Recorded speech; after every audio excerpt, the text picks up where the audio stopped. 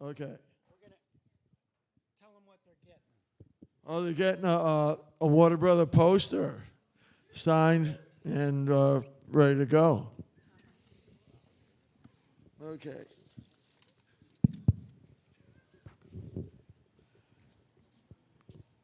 Are you ready, boss?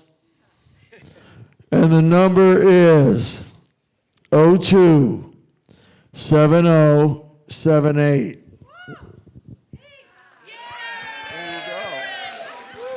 Well, this is starting the evening off very easy.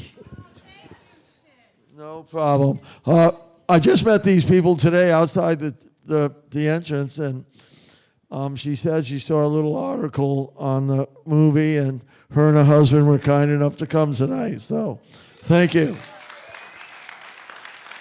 Appreciate it. Even if it doesn't matter. Yeah. We're good. Here you go. All right. Just to say a few things, like I said, 10 or 12 years. We had,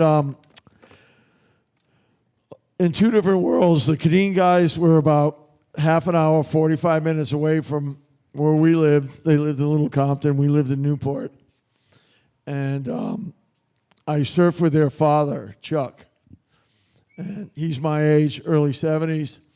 And all the boys, I've known them since this big, and they started filming, and they bought their first surfboards from Water Brothers. In the same time, we were fooling around with Super 8 film. We always were filming, and, we lose a bunch, we keep a bunch. And then the 80s, high 8, VHS. So it was a big combination of the boys doing what they do best and us giving them a bunch of old stuff. And these guys made one hell of a film. Let's hear it for them.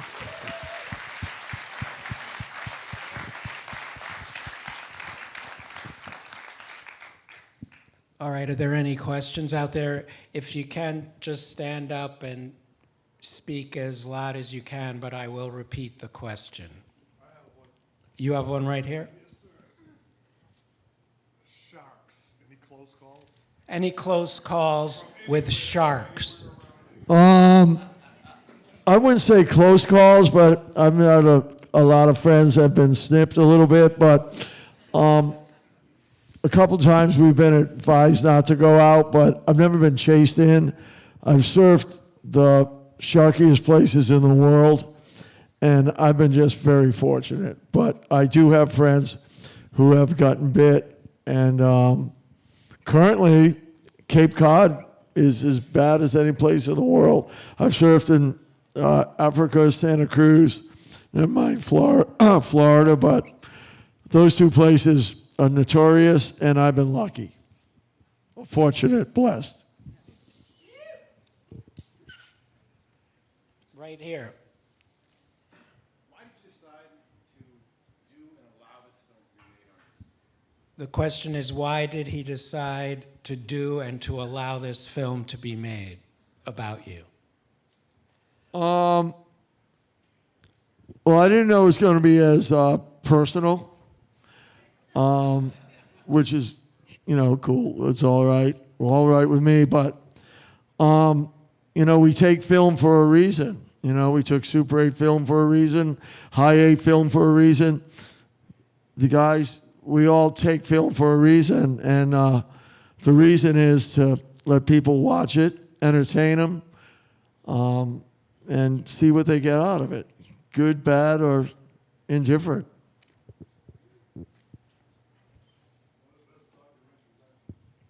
This gentleman just said one of the best documentaries he's seen. I'm just passing Thank along you. what I heard. I agree. Appreciate that. Right there. Where's the film going from here? Where are we today? We're going to be, a week from Friday, we're going to be down in New York City at the Angelica Theater from July 26th to August 1st. We're going to be back in Newport, Rhode Island next Sunday for a matinee, then down to New York for a week, where headline film, I believe, August 17th, the Florida Surf Film Festival. Then we'll be on Nantucket. But we're trying to fill in dates. We're hitting the West Coast September, October, and we'll do that run.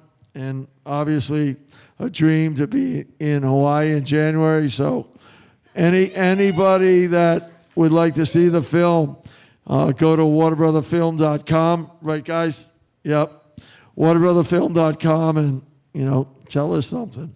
I just have to say that's, you should be proud, and the filmmakers, the editors, all the people here, because to have an independent film have a long run like that in so many places is really unusual right now. A lot of things go right to streaming, and that's an achievement, and it's a great thing that people around the country and the world will be able to see this on the big screen.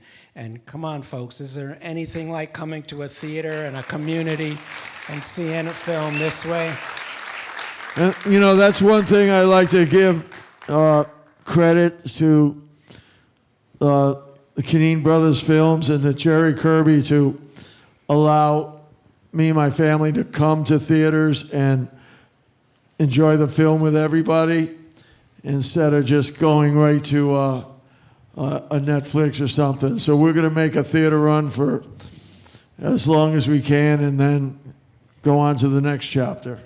Okay, question right here. Okay, well, my first question is, do me the extreme favor of taking this water and drinking it. Is it water? It is water. I'm not dosing you. No, it's yours. Oh, thank you. Yours now. Here's Oh, I sound here's better the top. already. Yeah. Sean and I have a question later that's we but go back. Go ahead. Wait. You wait your turn. First band you ever had? The first band I ever had was a fan? Band. A Volkswagen bus. What do you think? Who did? Sean was always in my Volkswagen bus. Sean lived down the street from me, and he was an expert drummer. We looked up to him, and a great surfer and skater.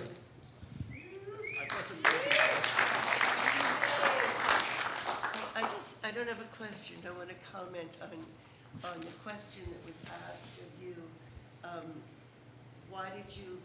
What made you accept these, the filmmakers to let them do a film about you like this? Why did it open up the doors to this? Yeah, She's going to tell you I'll why. tell you She just why. said. We're listening. Because I know why, because I know how it affected me. I know what it did to a viewer, to the audience, which is let us know, give us the experience and the feeling and the emotion and everything behind not only your life, but the whole culture of skateboarding and surfing, the whole generation, the whole thing. That is what it makes this film, and that's what's important about showing it. Yeah. Augment. Yeah. Because you're one of the most fucking giving people I've known for the 50 years of my fucking life.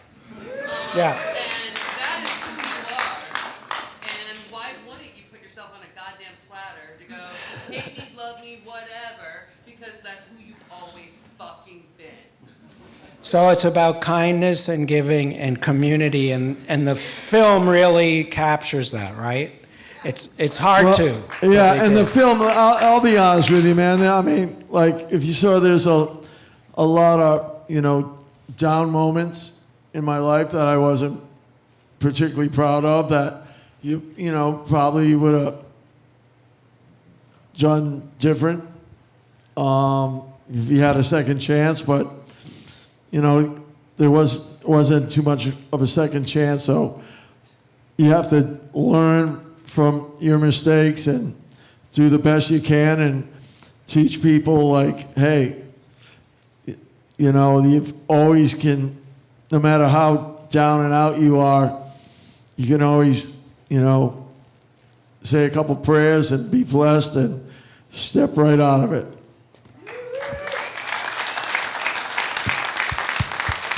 Go ahead, right there. I'm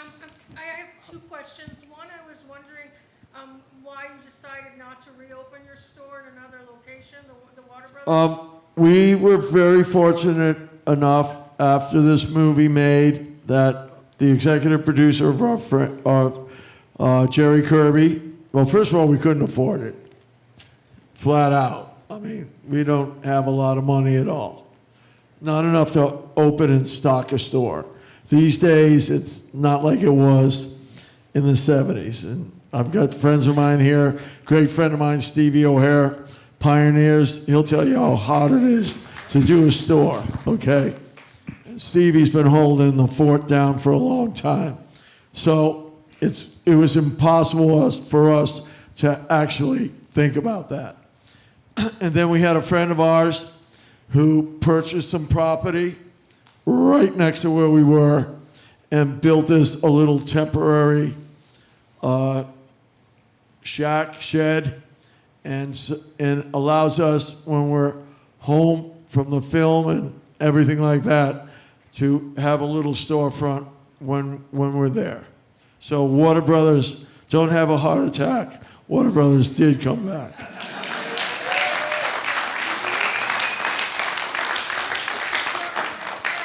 What's that? Do you have a website as far as selling stuff? We're working on that. We haven't had a website in all our lives, but we're very close.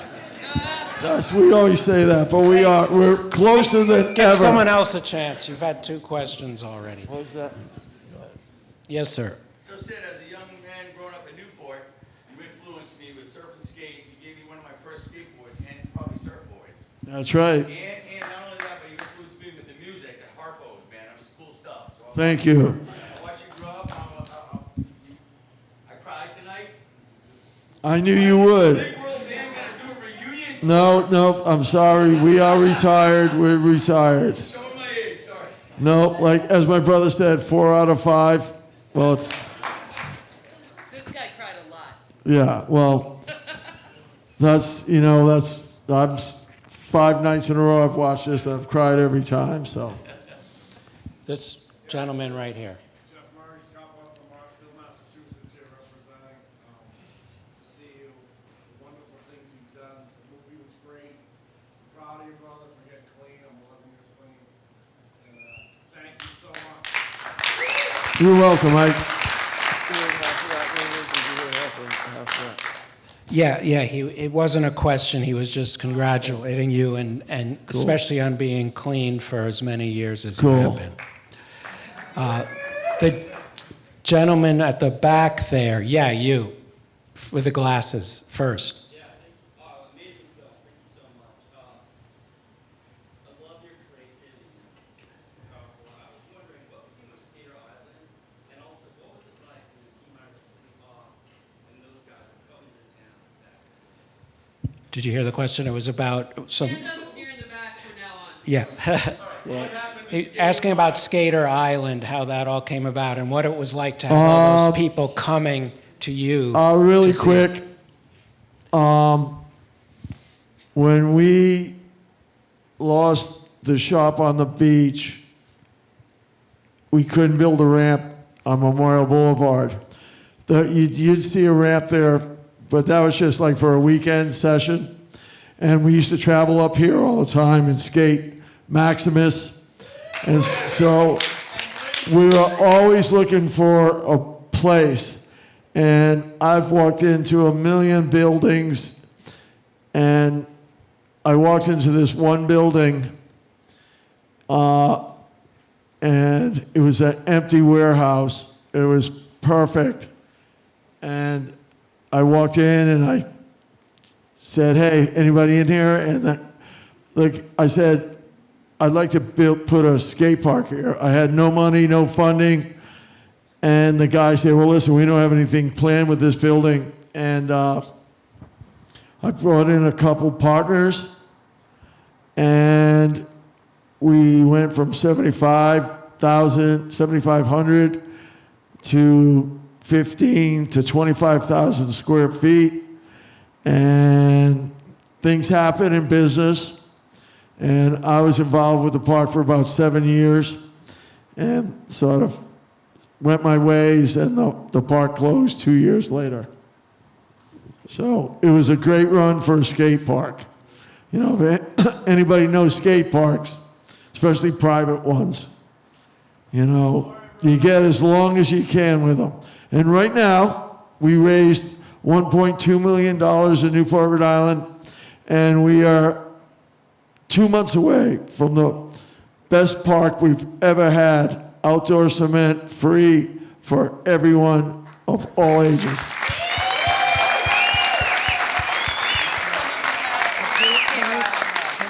Skater Island was in Middletown, Rhode Island, on West Main Road. Top 5 parks in the world. Tony Hawk's PlayStation 3. Hey,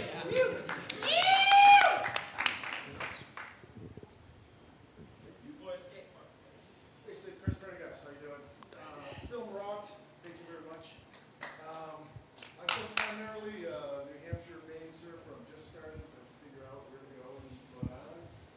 But I'm wondering if you could talk about like your favorite break and what it means to you and like your favorite session over there. I mean, I've got mine in the crystal clear memories, and then you can tell us about I believe he's asking your favorite or best places to surf in Rhode Island. not your secret space. In the world? Favorite.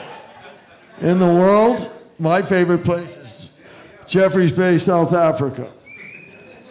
I was very fortunate enough to have one of my best friends, you know, rest in peace, Michael Tabling, who went down there at J Bay when it was still not even a red light in town, and built this beautiful house right on the point, right there, right at Super Tubes, and let me go down a bunch and allowed me to bring friends there. And that was a great part of my life. So Mike Tabling, South Africa, for sure. Okay, we have time for 1 or 2 more questions. Back there. Great film. Just wanted to ask quick, in the early days, who were some of the guys that you looked at that were skating and surfing that really kind of inspired you to kind of keep the ball rolling? Who do I look up to? Yeah, back in the early days. Well, lately, I'll tell you, Tony Hawk never dies. I'll tell you, Tony Hawk is helped skating so much, and you think that, you know, Tony would sort of fade away, but he's bigger than ever. Him and Selima, that are both in the Water Brother film, basically almost purchased the X Games. They're making them viable again, really cool again. And they're also building private parks all around the world. And also not Eddie Vedder, but Jeff Amott from Pearl Jam and Jim Murphy building skate parks on Native American reservations. Very important, keeping them very active, keeping all the kids there with something to do when there's nothing to do, and those are very important people to me. And I think the gentleman was wondering, in your earliest days, who were your first influences when it came to skating and surfing? I like the Australians. I like Wayne Lynch, Nat Young. I was sort of like, I've always admired the Australians, and then obviously became friends with a lot of the good surfers on the East Coast. Tabling and those guys, I got to hang around with them. And then in Santa Cruz, I was really good friends with the Overland brothers, and those guys were big influences on my life when I was 19, 20 years old. And skateboarding, I was always a Tony Alva fan, and you know, Jay Adams, I love Jay Adams, so those two. Jay and Tony. What do you say, 1 more question, Sid? Where's the best pizza in town? You know, Leland? The best pizza in town? On the Well, way to Newport. oh boy. Well, right around the corner, if you go out the theater and turn left, we've got Brickstone Pizzeria. It's the closest one Okay. and the only one. We just and it's came good. from Ernesto's in the North End, so maybe we'll skip pizza, huh, Craig? First of all, let me just give it up for everybody who came here tonight. Spread the word. Spread the word. If you want the film, we'll do our best to show up. And the Regent Theater, you guys are unreal. You're so gracious and took care of my family and the guys, and thank you. And my buddy Stevie O'Hare's showing up, man, I love it. Bacon in the house, can't beat it. Thanks, guys. Have a good night.